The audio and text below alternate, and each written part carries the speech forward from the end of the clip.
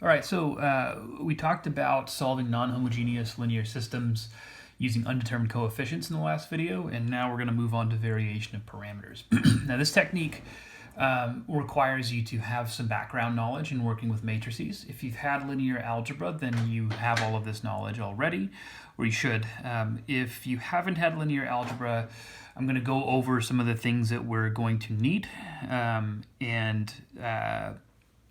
this should help us with the example that we're going to do after we derive this method.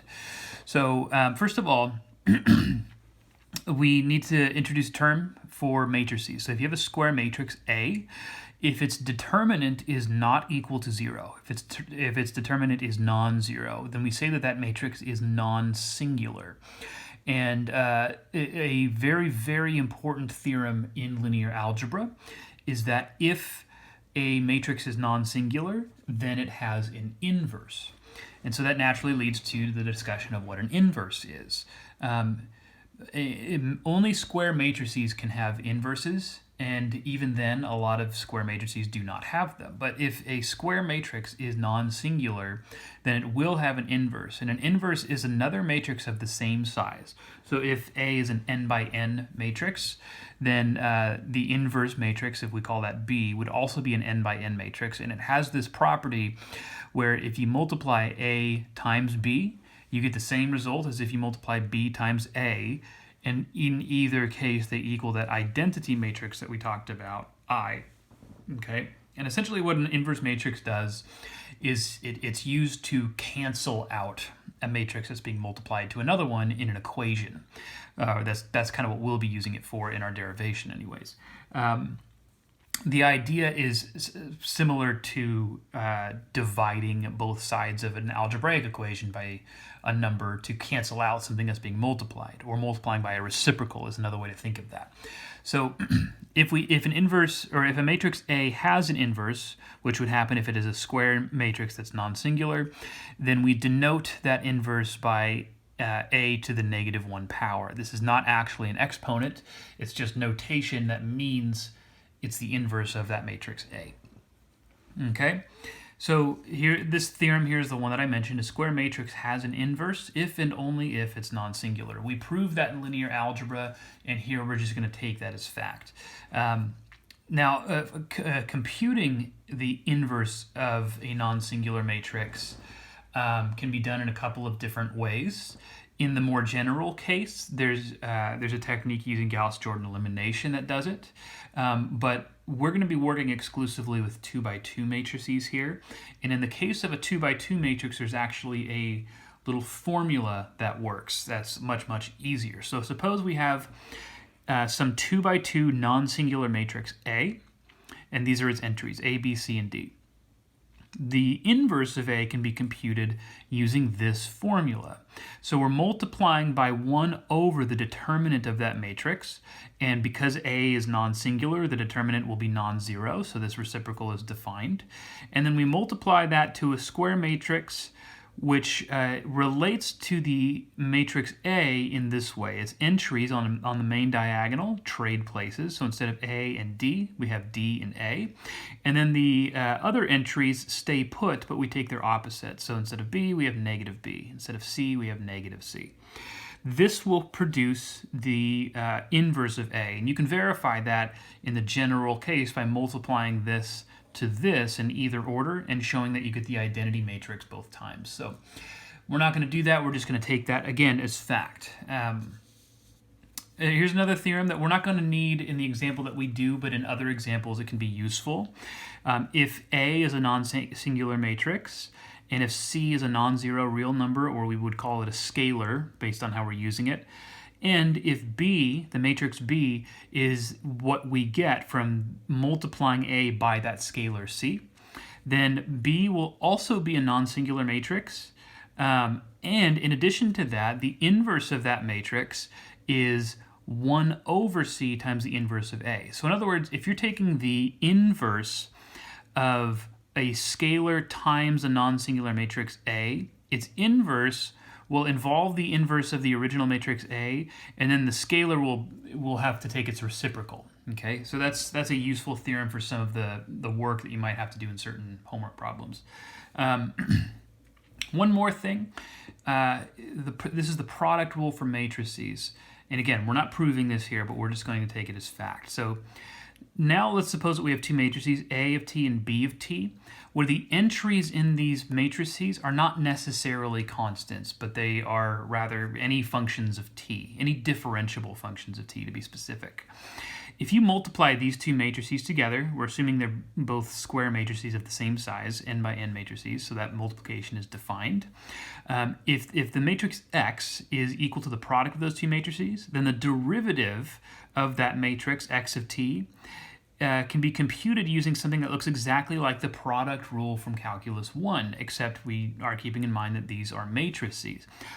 So the product rule, which you prove in Calculus 1, has an analog in the case of matrices whose entries are differentiable functions. This is a really useful property that'll come up in the derivation that we're going to do. So now that we've done a little bit of background on matrices, we can kind of jump into the derivation for variation of parameters in solving non-homogeneous linear systems. And just so you know, the next page and a half, 2 pages or so, is copied straight from your book because I didn't see a need to retype all of the information that they put in there for their derivation. I'm just going to walk you through it. So to start, we're basically going to try and do the same thing that we did when we derived variation of parameters back in chapter 4 for solving a non-homogeneous equation.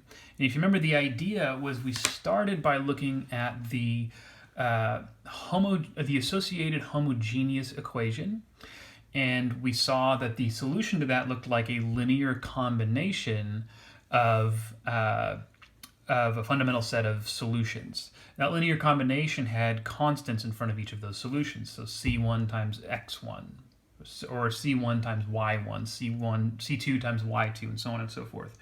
Variation of parameters gets its name from taking the parameters C1, C2, and so on, and trying to replace them with non-constant functions of t.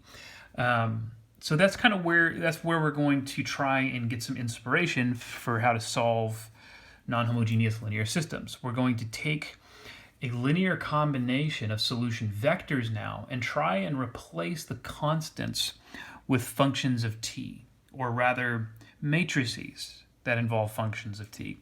But before we can do that, let's lay some groundwork. So if we start with a homogeneous linear system, x prime equals ax, we know that the general solution on some interval I takes this form. Okay, we talked about this at the beginning of this chapter.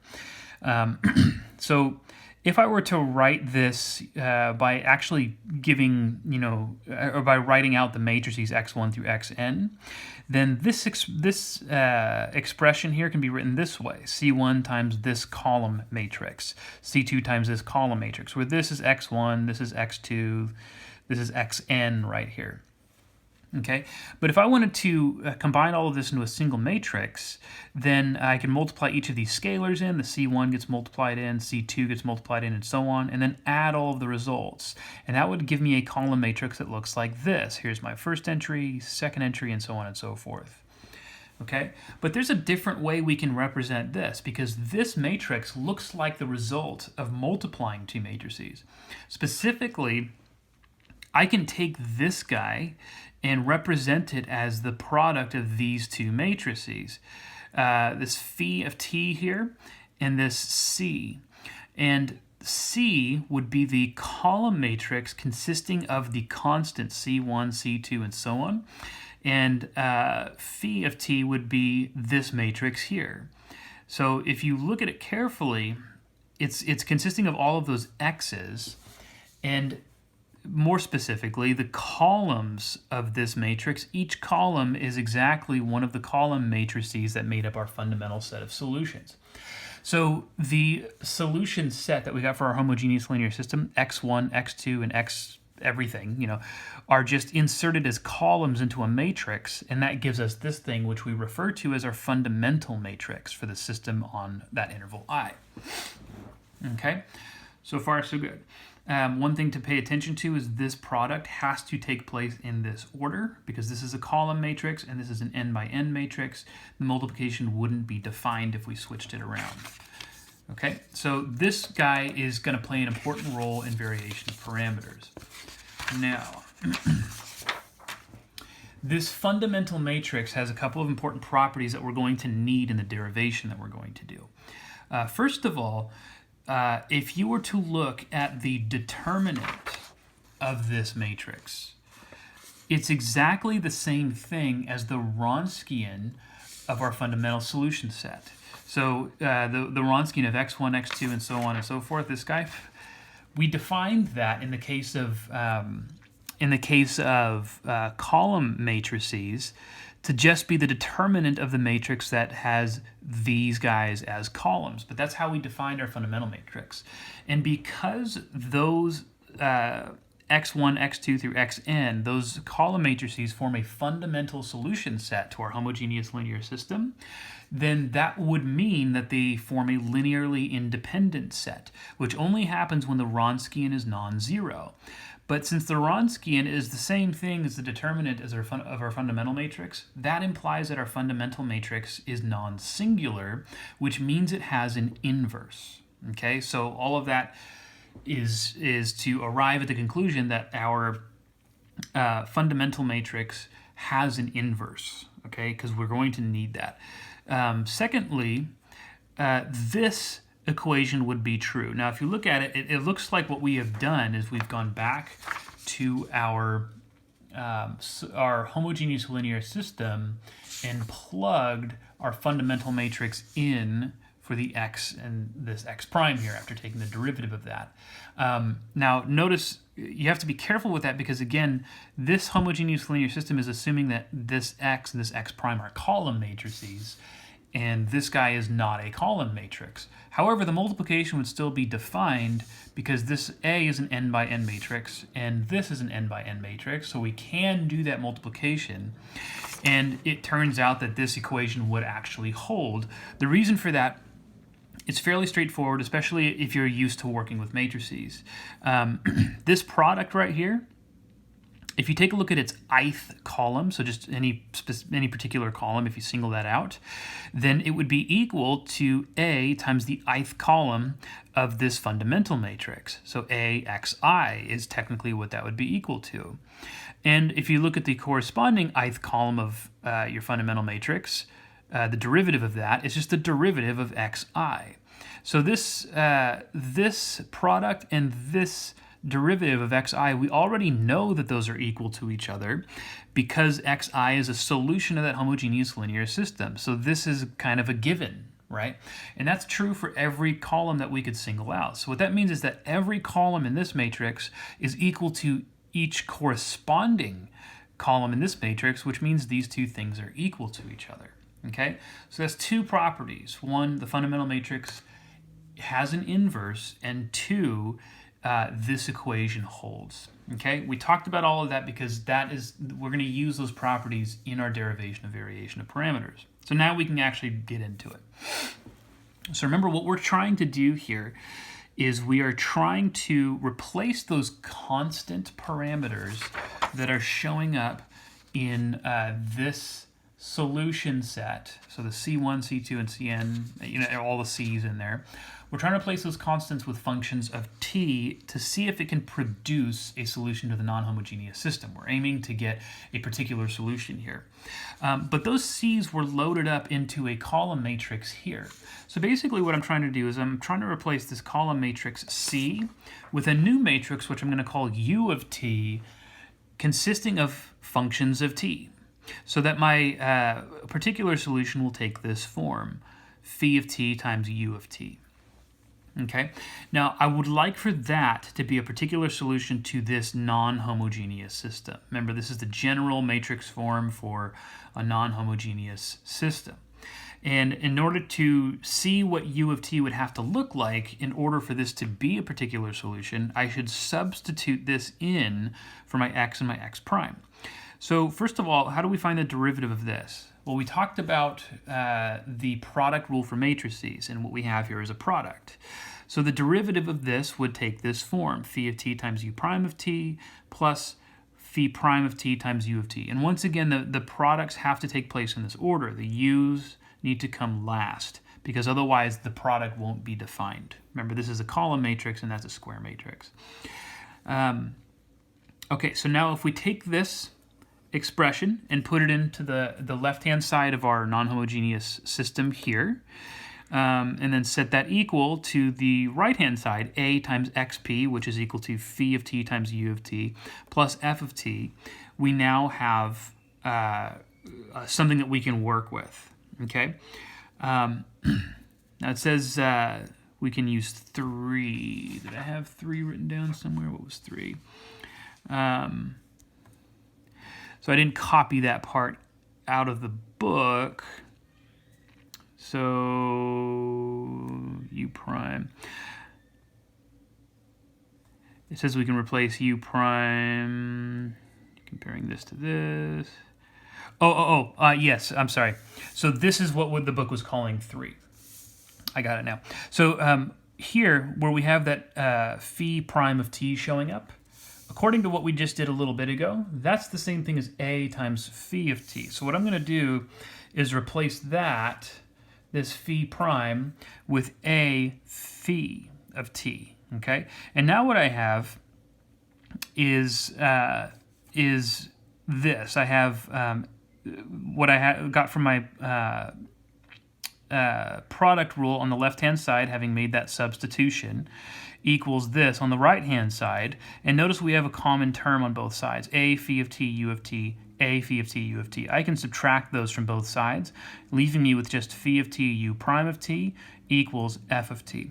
Finally, because we know that phi of t has an inverse, I can multiply both sides of this equation by the inverse of phi of t to essentially cancel that matrix out, leaving me with just the u prime. This would say that u prime of t equals the inverse of phi of t times f of t. And remember, the goal here is to find u, not u prime. Because u prime is just the matrix consisting of the derivative of each individual entry of u, so in u prime, each of these would look like u1 prime, u2 prime, and so on and so forth, I can recover the original functions u1 through un by integrating them all. And so we use this notation. We take an integral of the matrix that we would get from doing this multiplication here. And all that means is that we're integrating each individual entry of this matrix, okay?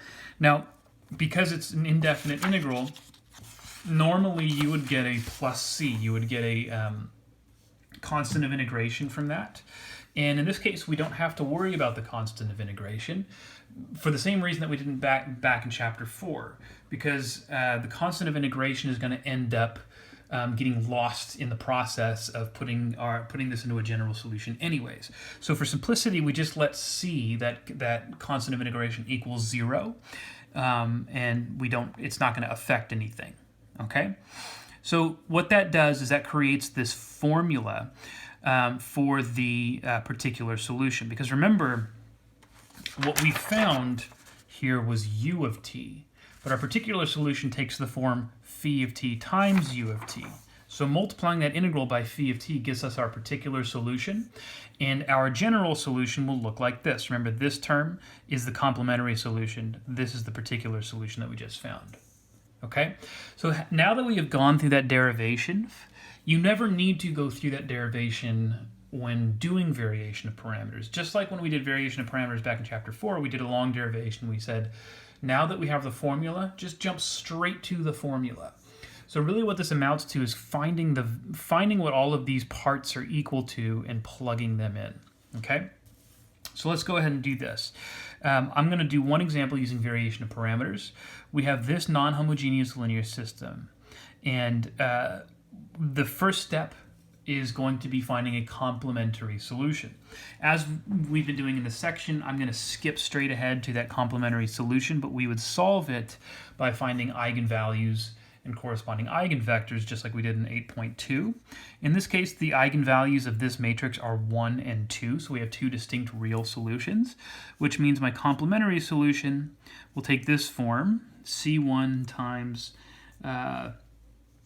2, 1, that's the eigenvector that I would have found, e to the t, plus C2, 1, 1, e to the 2t, okay?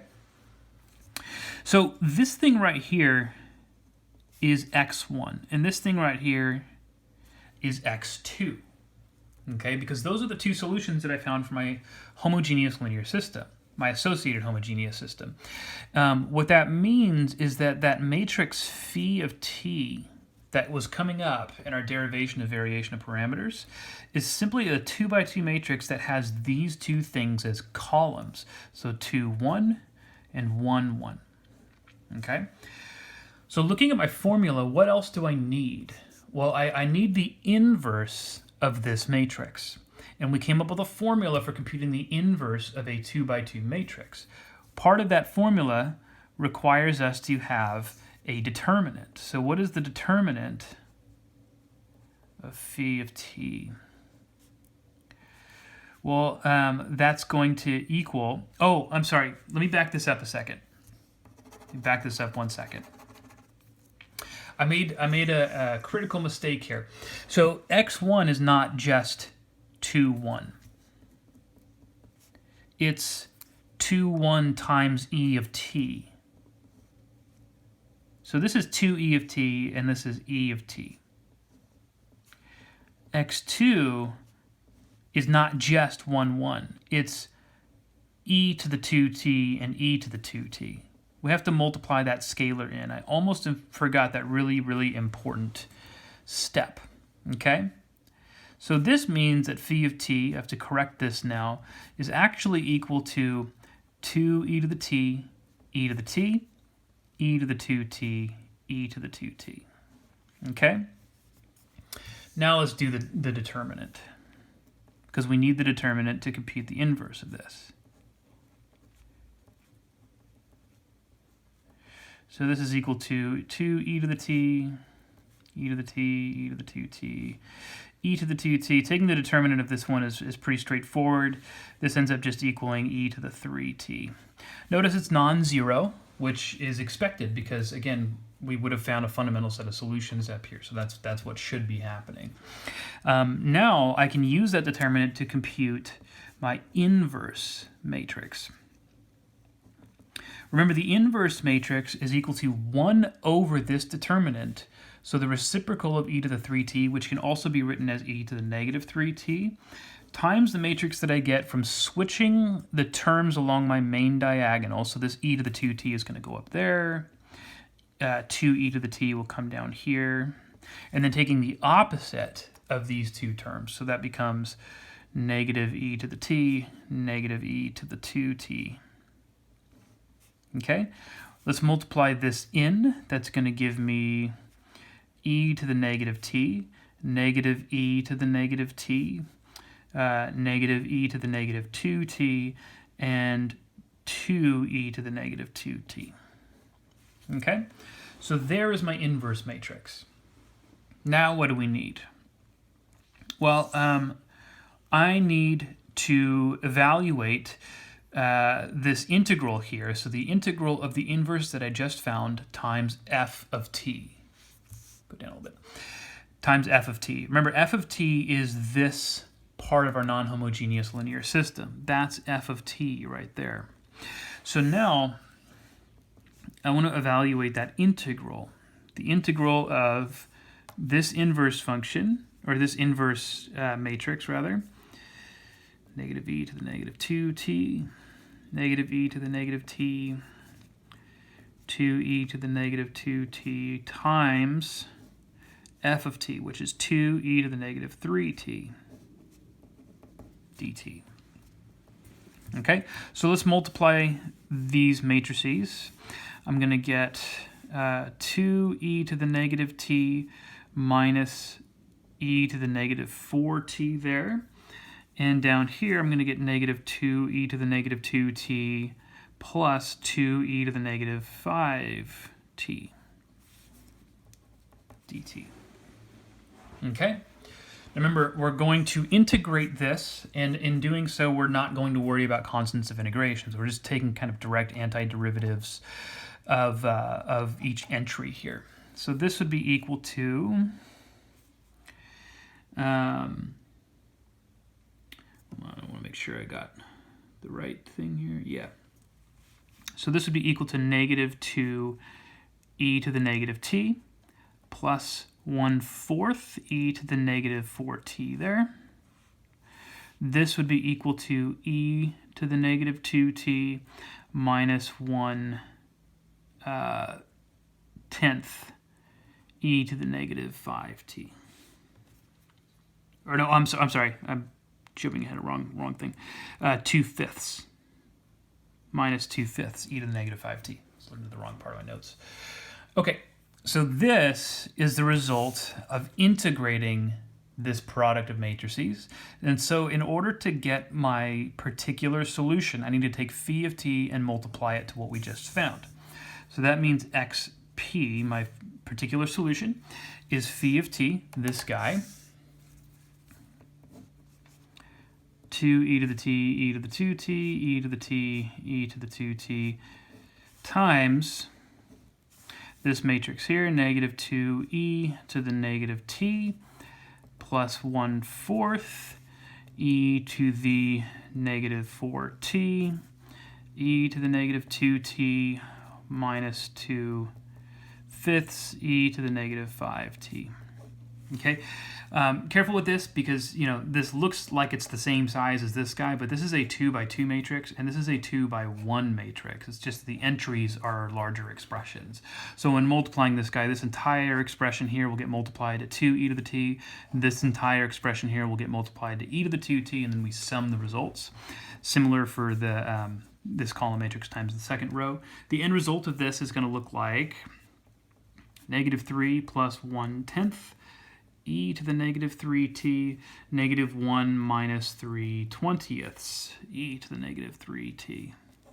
Okay, so putting everything together now, my general solution is equal to my complementary solution plus the particular solution that we just found. So this will end up looking like C1 2(1) e to the t plus C2 1(1) e to the 2t plus negative 3 plus 1/10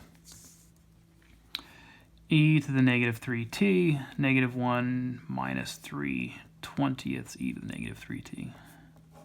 Okay, and there we have it. So that's the only example I'm going to do for variation of parameters, but again, when you're using this technique, you just go straight to this formula. Okay, don't try to derive it. And really what it boils down to is computing those ingredients, those components of finding your fundamental matrix, finding its inverse, multiplying it to f of t, integrating, just doing everything the formula is telling you to do, put it into your final answer. Okay, that's it for chapter 8.